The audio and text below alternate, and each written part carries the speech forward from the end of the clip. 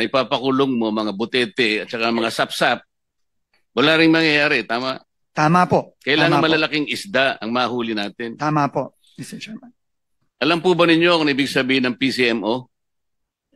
Opo, ito po ang project monitoring system na dapat ay gumagana sa loob ng Department of Public Works and Highways. Alam po niyo yung MYPS? Ano yung MYPS? Ito po yung, ngayon ko lang po na-encounter, pasensya na po, Mr. Chairman, pero sinabi po ng multi-year year project programming. Scheduling. Yes, ito po yung si schedule at pagpaplano ng mga iba't ibang proyekto over a longer period po. Alam po niyo yung Survey 123. Ano yun? Hindi ko alam. Alamin ko po, yung Mr. Chairman. RBIA. Hindi ko po alam. Alam Alamin ko po po. niyo yung SDM4. Hindi din po. Hindi ko din po alam yun.